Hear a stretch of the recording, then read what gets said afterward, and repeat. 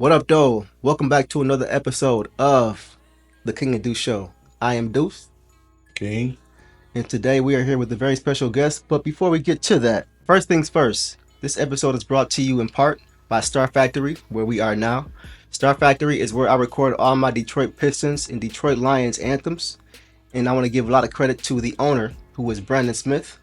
Some of the names that come through Star Factory include Big Sean, T Grizzly, Nisha Nashay, Queen Naja, and many more. If you're looking to take your musical career to the next level, Star Factory is the place to do it. Make sure to visit www.starfactoryad.com for a free consultation. You'll be glad you did. Now, we have a special guest today. I know some of you guys are already seen our previous episodes with Mr. Jaden Hunter, who was an NFL player himself for the Baltimore Ravens. His father played for our own Detroit Lions, and his son currently plays for our Detroit Pistons as a rising star in Jaden Ivy right now. So, Javin, welcome back to the show, bro. Appreciate you guys. Thanks for having me. Absolutely. Yes, sir. So for everybody that's not fully acquainted, Javen, give us a little history about how you got to this point as an athlete.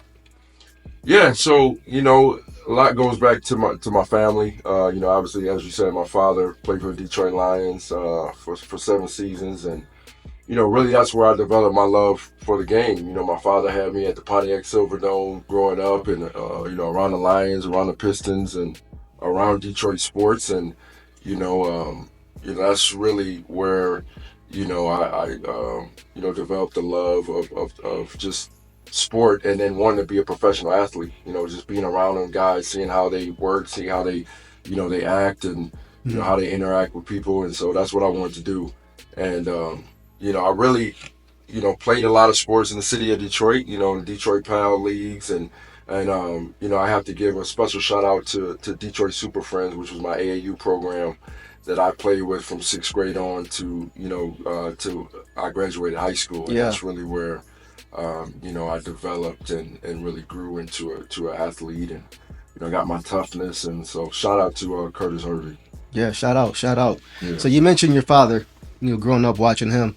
How much of an impact did that have on you, bro, growing up, as far as you wanting to pursue the NFL as a career path for yourself, seeing that you had the talent to do so? At what point did you know, yeah, this is what I want to do for myself? Honestly, from a little kid, I would say 6, 7 years old. I used to listen to my father put out a song with two of his teammates, Spider-Man Allen and my godfather David Hill, called "Another One Bites the Dust." Okay. And so I used to listen to that when I was a kid, almost every day. And so that kind of got me into football. And so watching him, my father work out and listen to that song, I was like, I want to play football. I want to be a professional athlete. That's what's up. And then as I grew up, he wouldn't let me play until 9th grade. So I played a lot of basketball, played a lot of soccer. And soccer actually was able to give me my coordination and my cardio. Yeah. And then that transitioned into football. But definitely, I had no other goal other than being a professional athlete as a kid. That's dope, man. So, speaking of football, let's keep it here in Detroit. Detroit Lions season didn't end the way that a lot of us wanted it to. But we get another shot at it. Absolutely. Following season, a lot of guys coming back healthy. How far do you think the Detroit Lions can go this season? Well, I hope they can win it all. You know what? I think when you look at realistically the amount of injuries they had this year, for them to get to where they got, I think it's hard to be grateful for that, because we want to win, right? As a city, as the Lions as an organization, we want to win. It's hard to accept that, right? You got to play with who you got out there. But with the amount of key guys that they had injury, it's fortunate that they got to where they ended up. So, but I think the Lions have a great thing in place. Obviously, we got a head coach who's second to none, in my opinion, in the league. And so I know they're going to lose a lot of key guys. Aaron Glenn is a key guy that they're going to lose, and some other guys. But that's what happens when you have success. But they'll put it together, and they still have a lot of talent on that roster, and they'll regroup with new coaches, and Dan Campbell will get those guys going. So I'm looking forward to it. I think the Lions got a pretty good chance to really make some noise this season. The schedule's a little bit tougher, but when you got 18 guys out on defense, it makes it tough for anybody. Facts. So Absolutely. Facts. they've replenished with a pretty nice coaching staff. So I'm expecting them to get right back to where they were. Right. But in the meantime, we have a new Super Bowl champion. Yeah, man. Philadelphia Eagles Oh, took care of Sheesh. business, man. I mean, absolutely demolished the Kansas City Chiefs. Did you get a chance to watch? And if you did, what did you think of the game? It was an awful game. It was a terrible game. It was a terrible game. So I was down there in New Orleans. I was down there with my work with the trust, with the Players Trust, and so I was down there. It was a great time. New Orleans did a great job, holding the game, and the events in the city were amazing. But the game was terrible. And the Eagles fans, it's tough to even enjoy a victory, just how obnoxious the Philly fans are. So it's even hard to root for them. But so I obviously I'm not a Philly fan. I play for the Ravens and the 49ers. So I didn't really have any skin in the game or who won it. I just wanted a good game, and it didn't. It wasn't a good game. just real quick before we switch over, the Ravens. Yeah.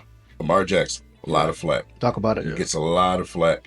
Jalen Hurts being the quarterback who also gets a lot of flack, he got over the hump this time. Right. Do you think that the Ravens are close where Lamar Jackson can finally get over that hump and get it done and get it achieved, with Kansas City looking like they probably get ready to start heading the other direction? Right. We were close this year, one play away. Yep. And you guys know what happened, the drop, but one play away from, moving on to the next game. So the Ravens are right there. Lamar, in my opinion, should have got MVP this year when you look at the stats in comparison to Josh Allen. But, Josh was deserving as well. He had a great season, so I won't take anything away from him. But, the Ravens, we've been right there for a couple years now. Mm-hmm. So, I don't know what it's going to take to get us over that hump. Just a couple plays here and there. Football is that type of game. It's just tough. It's a tough game. It's a physical game. Right. And it's a game of inches, right? One play can make or break you, and that's unfortunate. But the Ravens are a great organization. They'll put it back together, and we'll be ready. We'll be right back in it next year. Yeah. Game of inches, game of drops. Oh yeah. Right. Yeah. So you mentioned it, man. You talked about the NFL Trust. I want to really elaborate a little bit more on that. And you talked about the last few shows we've had you on. Right. But just kind of for our viewers, just elaborate on what the NFL Trust is, the purpose that it serves, and then the role that you play in it. Right. So the purpose is to serve former players. So, we help transition former NFL players away from the NFL and away from the game. And so we have three pillars: personal and business development, health and wellness, and community and connection. Yeah. So, those is a gamut of things that we do to help former players, but it goes to continuous education, mental health resources, whether inpatient or outpatient, entrepreneurship opportunities. We partner with the Manpower Group, which really walks a player through the steps to start a business. Okay.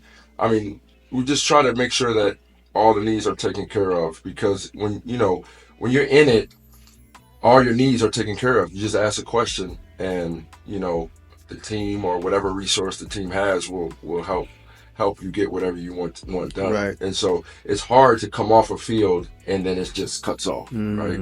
So we're a resource for guys to get their needs met and help them transition. And so I'm a trust captain. So, there's 10 of us. One of our more famous captains, Darryl Green, the Hall of Famer. Yeah. We've got Dwayne Starks, who won a Super Bowl with the Ravens. James Devlin also won a Super Bowl with the Patriots. Demetric Evans, and some other guys that are new captains like myself. And so, we're just our feet are on the ground, trying to engage guys and help them enroll in the trust, and just help them understand, that they're not alone, after they leave the NFL, and there's a lot of resources that they need to take advantage of for them and their family. I think that's super dope, man. Like I've been blessed to be able to attend one of the events with you, Absolutely, yeah. and it's Appreciate not you just coming. for show. It's not just for optics. You guys are really getting in the trenches Yeah. Yeah. and seeing how you can make the system better. Right. Not just having it available, but how can we improve on this, and how can we reach get as many people and many players, ex-players enrolled as possible Exactly. to help kind of bridge the gap for when the game is over for them, because there is life after the game. Absolutely. The game gives you a lot and you give a lot to the game, but what happens when it's over? Right. So I love how you guys really are committed to that process, for sure. Absolutely. 100%. Love any type of thing like that, man. A lot of people, they need that type of love and leadership after the game, man. Switch things over a little bit. Every single episode, this being our third episode having you on, Yeah. we look for an update. Younger Yeah. son, Jordan. Your younger son, Yeah. Jordan, man. Jay Good. His development. Like, tell us something. How is he doing as far as his development? Jordan's doing excellent. He's growing. He's about 6'3", 6'3.5" now. We got him down in North Carolina, so he actually transferred schools. So he's going to come back to Virginia and play, and he'll be 2027. And so his development has been great. He's confident, and I'm looking forward to some big things from him this upcoming year. He's been ranked in top 100 in his class, so and he's going to continue to rise. And so the sky's the limit for Jordan. I want Jordan to pick on the people that he has in his family, but it's always hard for young kids to do that. But he's maturing, at a rapid rate, and so I'm very pleased with his progress.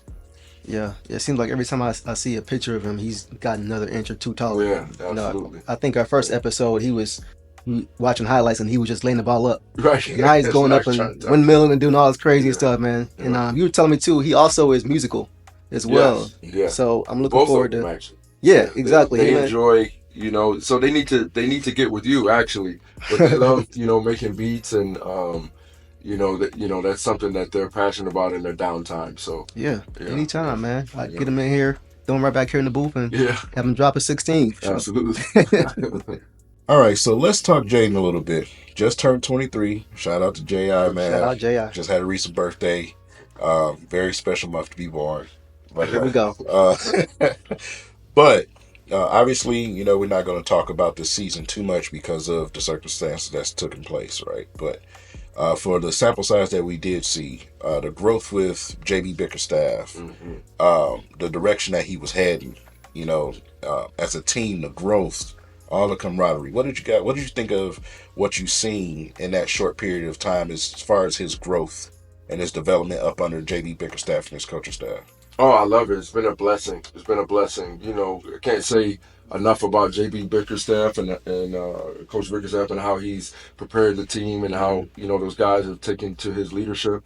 And you can tell the guys genuinely love playing with each other. Yeah. They have, all the guys have a great relationship. I've been around them, and just to see them also from afar and seeing them on the court, you see the development over time and over the course of the year on how they've been able to mesh and play together, and now you see the benefits and the fruits of that and winning games. Yeah. And so it's so unfortunate. You never want to see anyone go down there, let alone your child. And just, Right. I saw the pain in his face when he went down. And so he's on track right now to obviously recover. He's making great progress. He's out of his walking boot right now, and so he's just got an ankle brace on. So Jaden's going to put in all the work that needs to be done to get back on the court and get back to the level that he was before the injury. Yeah. And so we're just looking forward to that as a family. And I also want to say that the city of Detroit and the fans, Pistons fans, and also across the country have been amazing. And just the support they've shown Jaden, and it's good to hear. When he went down. So we're really appreciative and grateful for that. It's good to hear, man. Yeah. You mentioned as a father, it was a blow to all of us. Yeah. When he went down, you never want to see anybody suffer that kind of injury. Right. Whether it's a teammate or an opposing player, whatever, it's still somebody's career that can be affected. You never want to see that. How has he been mentally as far as his routine? Because he's a gym rat. Yeah. He's always Yeah. in the gym, you know. So as far as his routine, how has he been able to adapt and adjust to maybe getting more time with the kids, or maybe just taking the time to really just enjoy and reflect on life in a different way? Well, the one word I would say is positive. Just Yeah. positive. Jaden's kept a positive attitude. He's upbeat. He Jaden has a good understanding of things and life, and his faith has carried him through. He understands God did this for a reason, and Mm-hmm. he's going to recover from it. And he's done a great job of keeping a level head about it, and not getting down on himself or the situation. And so, that's what I'm grateful for, just his attitude about it. And he's going to make a great, a great recovery. And he's definitely on target right now. So 100%. yeah. All right, I gotta ask. I gotta be the guy, right? Um, it was the same with the Detroit Lions and Aiden Hutchinson. I gotta ask. Pistons fan base will crash out if I did. Do you think there's a chance he can return this season? Oh well, that's a great question. Great question. I think the thing is, you don't want to rush anything, and Jaden is going to make a decision with his body. He's going to listen to his body, and if it's possible, then I'm sure he would make that decision and come back and play. But I think, the thing is, you don't want to rush it. You don't want to have a situation where you come back too early Right. and you injure it again, or you're out another couple weeks. Exactly. So he wants to, when he comes back, he wants to be firmly back and ready to go. So he'll make that decision, and his body will let him know. Yeah. Yeah, when he's ready. Yeah, it's funny you mention that because we've had a chance to talk to him and get to know him a little bit, and most of the time whenever we talk, it's not even about hoop. It's about family life, life in general, Right. life after basketball, our faith, things like that.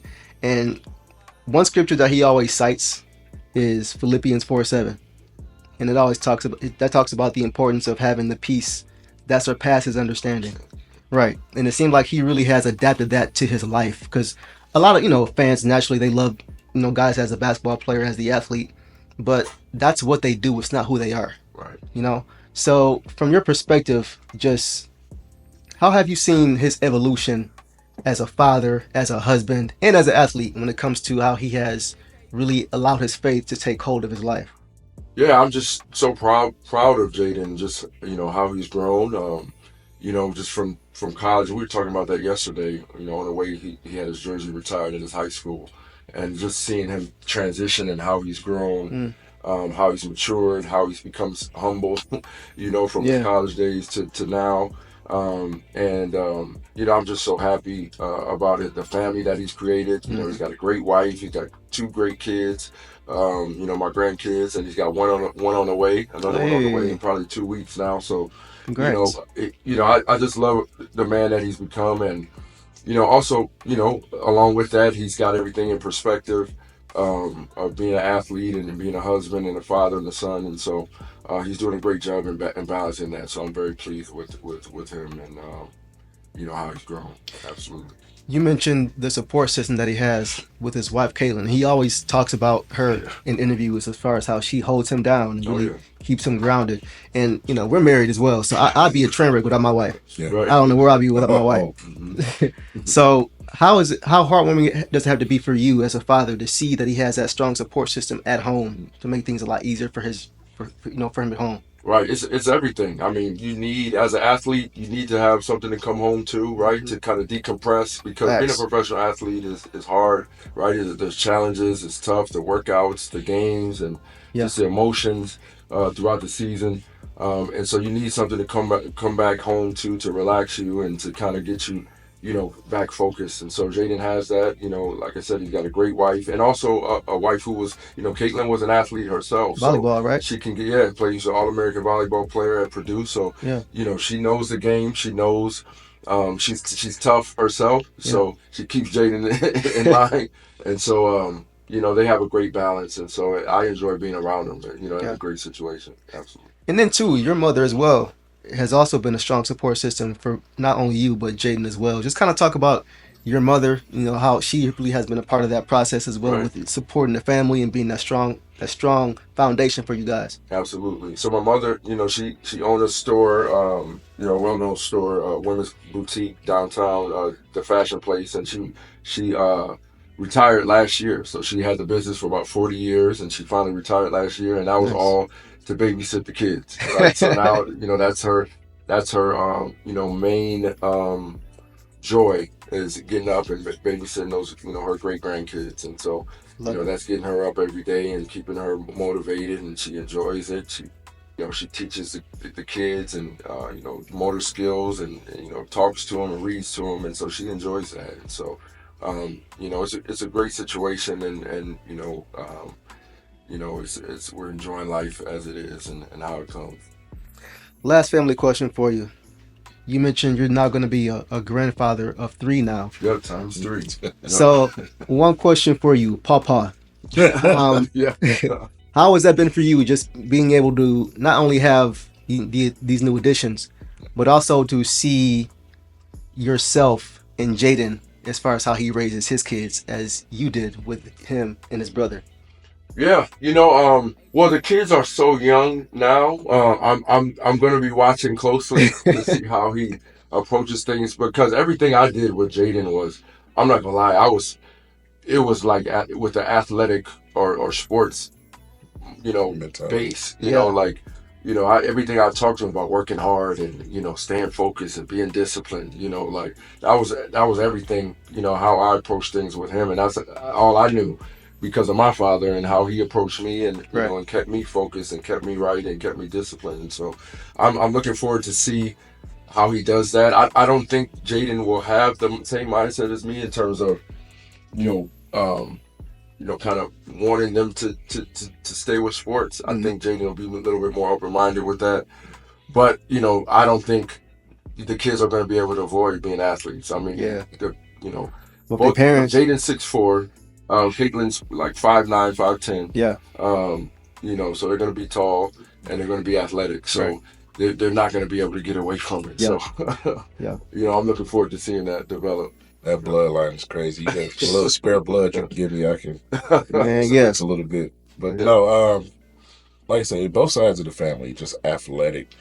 Even the women in the family. The WNBA.